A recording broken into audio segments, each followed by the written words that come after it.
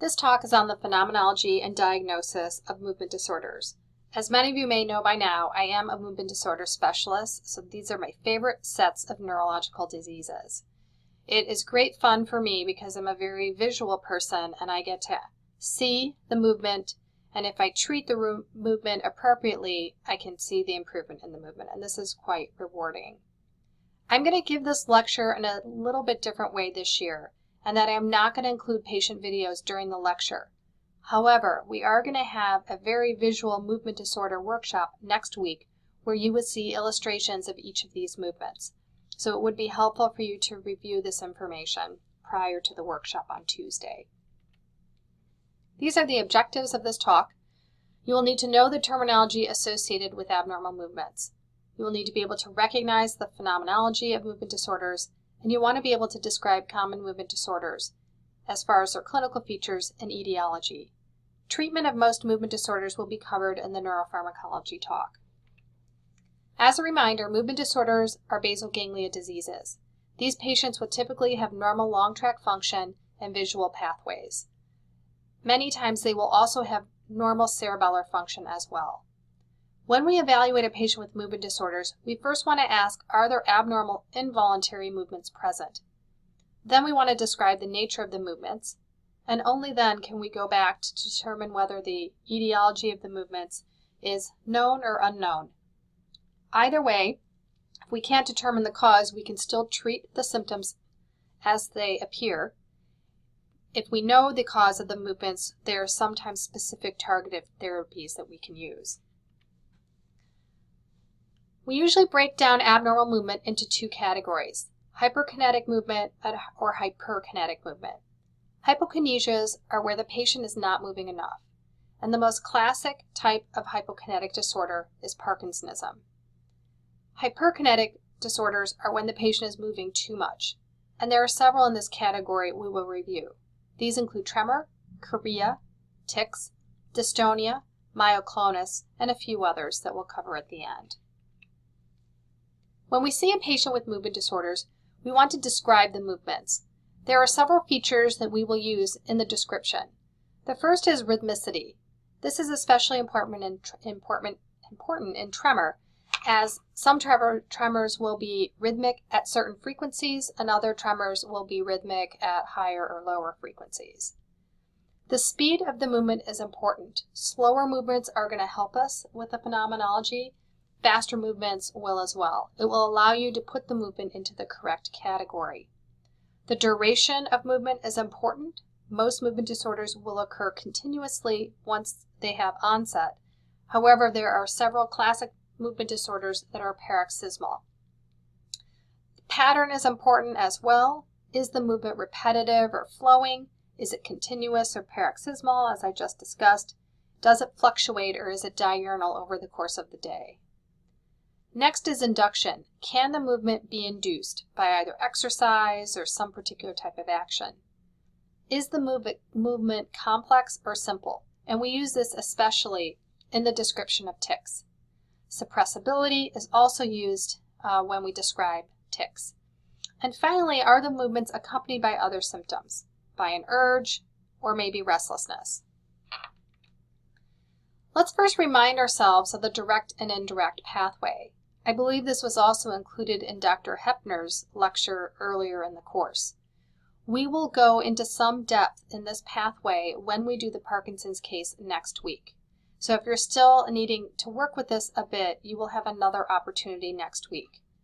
We have removed this pathway from the course before, however, it frequently shows up on step 1. So we've added it back in order to help you to study. So let's walk through the direct and indirect pathway. The direct pathway can be considered an excitatory pathway. In the direct pathway, you will have cortical inputs that stimulate the striatum. The striatum is composed of the caudate and the putamen. You will subsequently have release from the striatum of GABA, which will inhibit GABA release from the globus pallidus interna. And we can see that here. When that occurs, you will disinhibit the thalamus, and subsequently you will increase motion. That is considered to be the direct pathway. Now, also involved in the direct pathway is the substantia nigra pars compacta, and you can see this box in the middle. We want to remind ourselves that in the direct pathway, there are dopaminergic neurons, specifically D2 receptors, that are involved. Let's talk next about the indirect pathway. The indirect pathway can be considered an inhibitory pathway that's going to decrease movement. You again will have cortical inputs stimulating the striatum, which are the caudate and the putamen, and this will ultimately inhibit the thalamus. What will happen is when you stimulate the striatum, you will have a release of GABA that disinhibits the subthalamic nucleus through the globus pallidus externa.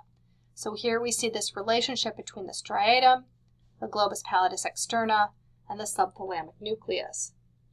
The STN then stimulates the globus pallidus interna to inhibit the thalamus and subsequently to inhibit motion. Now in the indirect pathway, the substantia nigra pars compacta works or influences the striatum with the D1 receptor. Again, we will focus on the direct and indirect pathway when we get into the activities next week, if you're having some challenges with it. So let's go into some descriptions of these disorders. We're going to start first with hypokinetic movement disorders, where our patients are not moving enough. The classic disorder in this category is Parkinson's disease. There are 4 cardinal features of this disease. The first is a tremor at rest. The patient will have their hands resting on their lap, and what you will see is a rhythmic movement of typically one or the other when the disease first starts. When the patient goes to move, the tremor will resolve.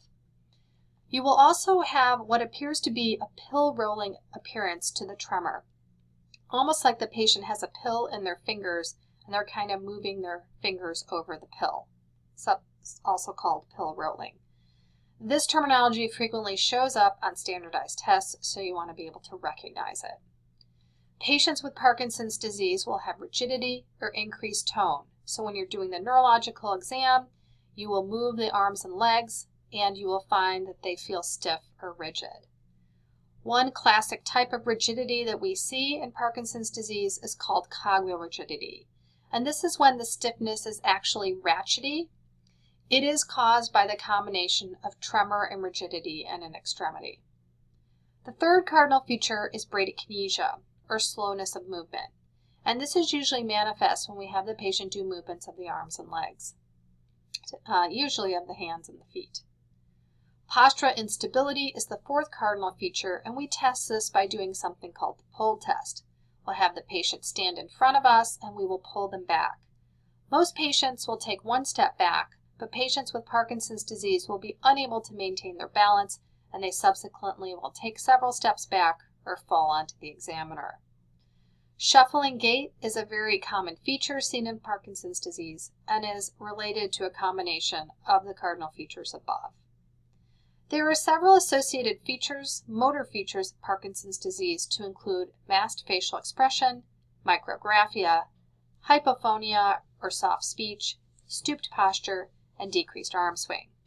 The picture I have over on the right gives you some illustration of what a Parkinson's disease patient might look like if you saw them in the clinic or in the general population. What you can see is the patient is slightly stooped, and you can see a designation of a rest tremor in the right hand. Sometimes it is easier to see rest tremor when the patient is standing. We now know that Parkinson's disease has several non-motor features as well. And although I will not focus on them in this talk, it is important to know that many of these patients will have other difficulties, such as problems with mood, anxiety, bowel constipation, loss of sense of smell, other autonomic dysfunction, and the list continues. So although we are rather focused on the motor signs of Parkinson's in this talk, in the clinic, at least half of our time is spent dealing with all the non-motor features. The pathology of Parkinson's disease is that there is a loss of neurons in the substantia nigra. This occurs due to an abnormal accumulation of alpha-synuclein. Alpha-synuclein is a protein that misfolds in the brain in Parkinson's disease, and around neurons that are older, it tends to cause neuronal cell death. When approximately 80% of the cells have died in the substantia nigra, the patient will have the onset of a visible tremor. Thus, once they have come into the clinic, they've already lost 80% of their dopaminergic neurons. Now, the neurochemistry is that you have lost this dopamine, and subsequently, due to the impact on the pathways, the indirect and direct pathways, these patients will have slowed movement. On the upper right, you can see a pathologic picture of the midbrain. Again, Mickey Mouse turned upside down. On the left, we have a normal patient who has these dark dopaminergic neurons in the substantia nigra, pars compacta. On the right is a patient with Parkinson's disease, and you can see that those neurons are completely gone. On the bottom, there is a picture of a Lewy body, and that is that kind of pink blob that you can see here. These are interneuronal inclusions that contain this misfolded alpha-synuclein. They also contain some other proteins like ubiquitin and neurofilament proteins, but they are the classic pathologic finding in the brain in patients with Parkinson's disease. I want to mention one other Parkinsonian disorder, and this disorder is called Lewy body dementia. Lewy body dementia is also a disease that has abnormal accumulation of alpha-synuclein. However, instead of the accumulation occurring within the substantia nigra and basal ganglia, the Lewy bodies are going to accumulate first in cortical regions. Because of this, these patients will start with cognitive decline and develop the movement disorder later, or at the same time as the cognitive decline. This pattern is exactly the opposite of Parkinson's disease, where cognitive decline will start 5 to 10 years in after the movements have started, the abnormal movements. There are several clinical features that we see in Lewy body dementia. All patients will have a progressive cognitive decline, and many will also have fluctuating cognition or variations in their alertness. These patients will have recurrent visual hallucinations and other motor features of Parkinsonism. I would also like to mention drug-induced Parkinsonism, and the reason why is because this too will appear on your STEP exams. MPTP is a contaminant found in street drugs in California in the 1980s. This compound was contaminating the drugs that especially young individuals were taking on the streets, and was metabolized to MPP. This compound, MPP, led to severe Parkinsonism in these young individuals who started showing up in emergency rooms in California.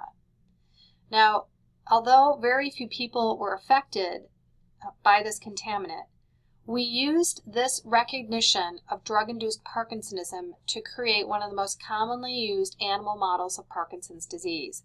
I've got a picture of a mouse here because the MPTP mouse is still frequently used.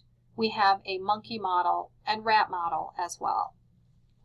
Now, I do want to comment that drug-induced Parkinsonism can also occur from dopamine-blocking agents. And when you develop abnormal movements from medications, you develop a disorder called tardive dyskinesia. Now, tardive dyskinesia can appear with Parkinsonism or any of the other abnormal movements that I'm going to describe in this talk. You may also hear about tardive dyskinesias in the neuropharmacology lecture. Let's move next into hyperkinetic movement disorders. These are individuals who are moving too much. Let's start with tremor. The definition of tremor is that it is a rhythmic oscillatory movement produced by alternating or synchronous contraction of antagonist muscles. There are many types of tremor. We have already discussed rest tremor, which is characteristic of Parkinson's disease and Lewy body disease. Let's discuss some of the other types. Action tremor is the category that we're going to discuss next. And there are several types of action tremor, but we're only going to focus on 3 today. The first is a kinetic tremor, and this is a tremor that occurs during voluntary movement. Some activities that we would see kinetic tremor in include writing, eating, or on the examination when you perform finger, nose, finger. Postural tremor is a tremor when a patient maintains a position against gravity. On the neurological exam, we'll have the hands outstretched, and we'll look to see whether there's rhythmic movement. The patient will frequently complain of this type of tremor that occurs when they're holding something in their hands, like a cup or newspaper. Intention tremor is a crescendo tremor that occurs as they approach a target. You can see this tremor, again, on finger, nose, finger, or when a patient is reaching for something. An intention tremor also allows us to localize. If it is not part of essential tremor, it is very possible it is related to cerebellar dysfunction. So you may recall hearing about it when we discuss the cerebellum.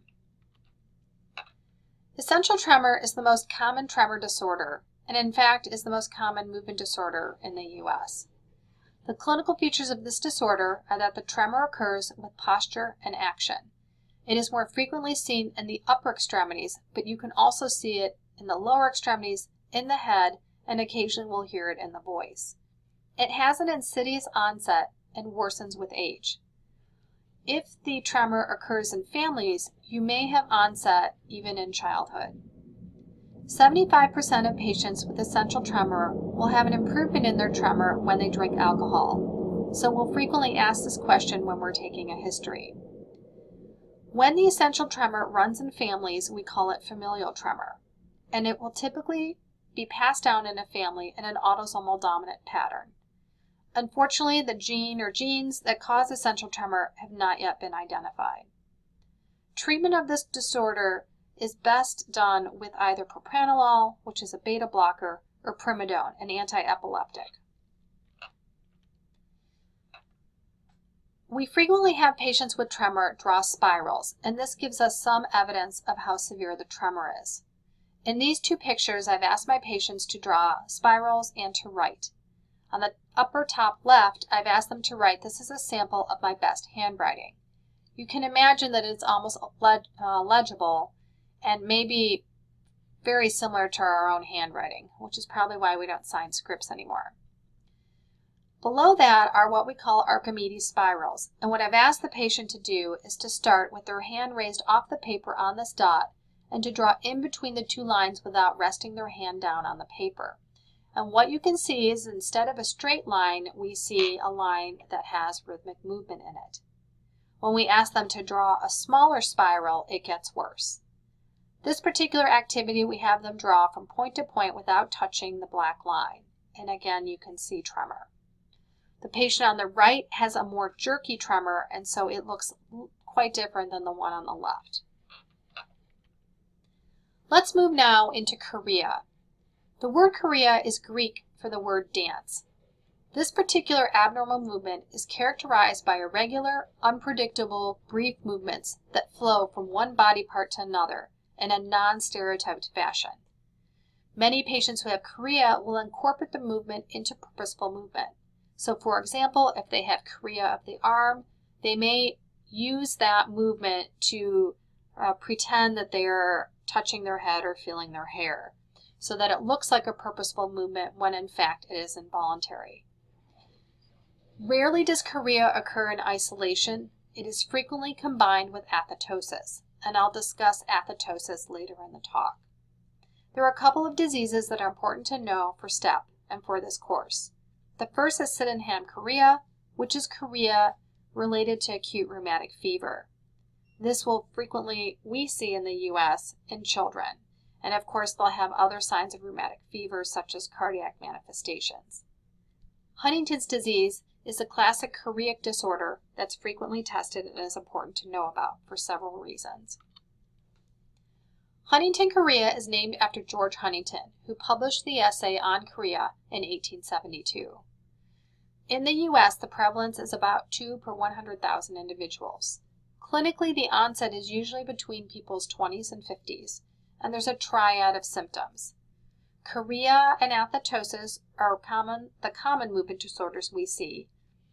Patients will have cognitive decline, many of them developing full dementia, and psychiatric symptoms such as aggression and depression will be seen in most patients. There are several other symptoms that are common, including weight loss, trouble swallowing, slowness, stiffness, and poor speech. Huntington chorea is an autosomal dominant disorder due to a mutation in the Huntington gene, HTT, which sits on chromosome 4. When you have a mutation in this gene, there is 100% penetrance of the disorder. There are very few mutations in genes that we know about that are 100% penetrant, and this is one of the examples. The mutation in the gene will cause an unstable enlargement of a glutamine, a CAG repeat expansion. Repeat expansions, such as a CAG repeat, predominantly affect the central nervous system. So many movement disorders that I see in the clinic are secondary to trinucleotide repeat expansions in various genes. This, however, is the classic example and was the first that was discovered. Normal individuals will have between 10 and 29 CAG repeats, but affected individuals will have between 36 and usually 121. On the upper right of this slide, you will see an illustration of a pedigree of a family that has Huntington's disease. These squares are men that are blacked out and one woman who are affected with the disease. And like the inheritance pattern you would expect with an autosomal dominant disorder, approximately 50% of the offspring are affected. In the bottom right is a picture showing that in the range greater than 36, you have an increasingly high penetrance rate. As the repeat expands, the age of onset of the disorder decreases, and we'll talk about that more on the next slide. Huntington chorea is the prime disorder where we've learned about the genetic phenomenon of anticipation. What occurs in this disease is that the CAG repeat is unstable in sperm. What this means is that when the CAG repeat is passed down from the father, the repeat will frequently expand. As the repeat expands, there is an earlier and earlier onset of clinical features, with higher repeats in each subsequent generation, and as a result, earlier and earlier onset of the patients. On the bottom left, you can see a graph showing the offspring repeat length, and on the bottom, the paternal repeat length. And what you can see is as the paternal repeat length is one number, frequently the offspring repeat length is higher. It has expanded when it was passed down. On the bottom right, you can see age of onset associated with repeat length. And what you can see is the higher the repeat, especially as you approach 100, the more likely it is you're going to have a younger and younger onset. What occurs in Huntington's disease or Huntington's chorea is that there is caudate atrophy. This atrophy of the caudate correlates with cognitive decline and repeat size. The higher the repeat size, the more the atrophy that's seen in the brain. We have two pictures on the right that illustrate the loss of caudate size. The upper is a CT scan, and you can see the arrows pointing to where the caudate would normally sit. And then the bottom is a path picture, coronal, and again you can see the caudate should be here and should be much more plump than what you can see. In addition, there is neuronal loss in the cortex with loss of GABA spiny striatal neurons. Because of this, we have decreased acetylcholine and an increase in dopamine, which affects the indirect and direct pathway. We will discuss this again as we do the activities next week. You will have neuronal intranuclear inclusions, glutamate excitotoxicity, and a loss of NMDA receptors in the putamen. All of these are subsequently responsible for the chorea. I would like to mention here hemibolismus. Hemibolismus is a very severe chorea. Rather than having these brief purposeless movements we see with chorea, general chorea, these patients will have flailing of the extremities that can be quite severe and large in amplitude. This occurs with a contralateral stroke in the subthalamic nucleus. There's a picture here on the MRI of a hole, which is evidence of an old stroke in this area. This particular movement disorder is frequently tested on step 1, and hopefully we'll get to show you some videos of this next week. Tics are abnormal movements that are brief and intermittent. They can be either motor movements or sounds. They are sudden in onset, abrupt, and transient. They tend to be repetitive and coordinated. They may vary in intensity and be repeated at irregular intervals. Some may resemble gestures or normal behavior. Tourette's syndrome is the classic disorder that shows tics. Patients with Tourette's syndrome will have either motor or vocal tics or both. Motor tics are broken down into simple or complex movements.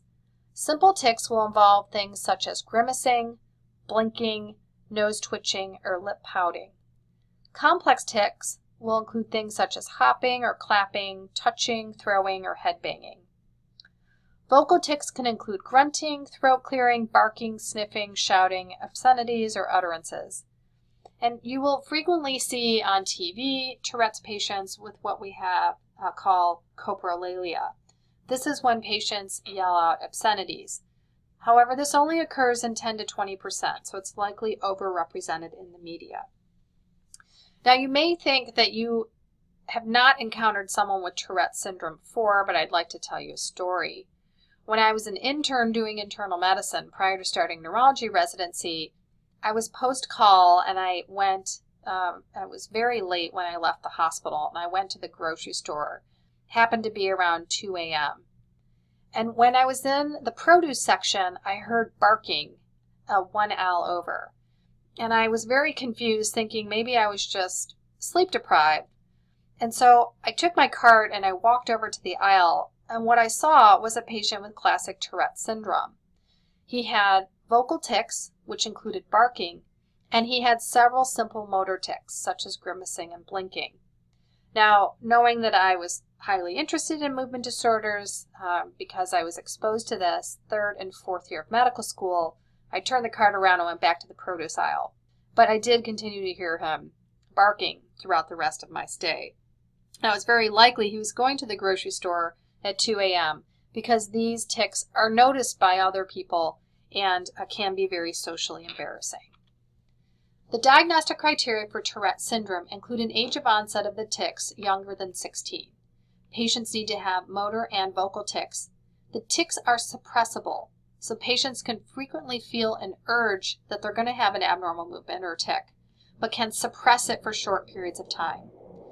The tics need to last more than 1 year, and the reason why this diagnostic criteria is in existence is because many children with normal development will have tics that resolve as they get older. In fact, in some studies in elementary schools, if you walk into a classroom, up to 30% of those children will have tics, but will not go on to develop Tourette's syndrome. Clinical features of Tourette's syndrome also include an onset in youth, and it appears to be more common in men or males. It is associated with ADHD, obsessive-compulsive disorder, and poor impulse control. The best treatment is cognitive behavioral therapy, or what we call habit reversal therapy. However, if this is not effective, we will frequently prescribe antipsychotics. Let's talk through a few other movements. Dystonia is defined as sustained muscle contractions causing twisting or abnormal postures. Sometimes dystonia is associated with tremor. The most common types of dystonia that we see are torticollis, which is an abnormal posturing at the neck, blepharospasm, which is increased blinking of the eyes, and dystonic writer's cramp. I'm most familiar with this one because I used to get this in medical school. We didn't do everything on the computer like you guys do. Myoclonus are sudden, brief, shock-like movements that are not suppressible. They may be rhythmic, but more frequently they are irregular and repetitive. They are classified by their clinical characteristic, pathophysiology, or cause. The main problems with myoclonus is that it can be caused by both epileptic and non-epileptic etiologies.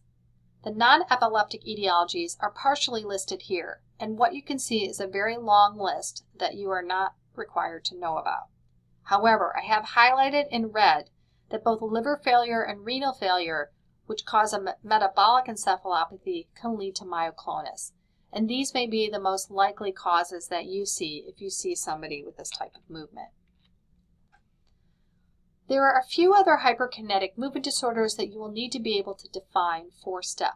The first is akathisia, which is defined as a restlessness or urge to move. The patients will have a hard time sitting still in the chair, although you won't actually see abnormal involuntary movement. Akathisia is most commonly seen in neuroleptic use, so it may be mentioned again when you get into psychiatry. Athetosis is a slow distal twisting movement, and it is most often seen in combination with chorea. Finally, asterixis is an abnormal movement when you ask the patient to sustain their arms in posture and you have flapping of the hands at the wrist. This is most often seen in disorders of the liver, including hepatic encephalopathy or Wilson's disease. So in summary, you want to be able to define the phenomenology of the movement, and that will help you with diagnosis. There are some specific movement disorders that you need to have some additional knowledge about, and these include Parkinson's disease, Huntington disease, and essential tremor, and Tourette's syndrome. I just want to finish with another slide or two. Several students have asked me what my typical lifestyle is like. I already talked to you in an earlier lecture about what it's like to be a neurologist. This particular slide is what it's like to be an academic movement disorder doctor. This is my schedule for a typical week. On Mondays, I will see research patients and do some data collection. I usually start the Monday mornings off with kind of academic thinking and research-related work. On Tuesdays, I'll have a standard clinic in the morning and again see research patients in the afternoon. On Wednesdays, I do botulinum toxin injections for dystonias, and I have some meetings for the IRB, which is the committee that reviews research here at Rush. On Thursdays, I have clinic again, and in the afternoon, I have office hours for my trainees and do some mentoring. Finally, on Friday, this is really my writing day. I will see some research patients, but I spend a lot of time writing papers and grants. Now, most of the people in my group are at least 50% research, and we may be a little bit different than other academic movement disorder doctors, but we are working very hard to try to fix these diseases, and as such, we do think it is part of our mission. This is my group. You, of course, met Megan Bailey and me, but you will meet some of these other folks. Oh, and actually some of you have met Dr. Compoliti in the back row there. She's right here. She came into the small groups this week. But you are likely also to meet Dr. Flesher as well.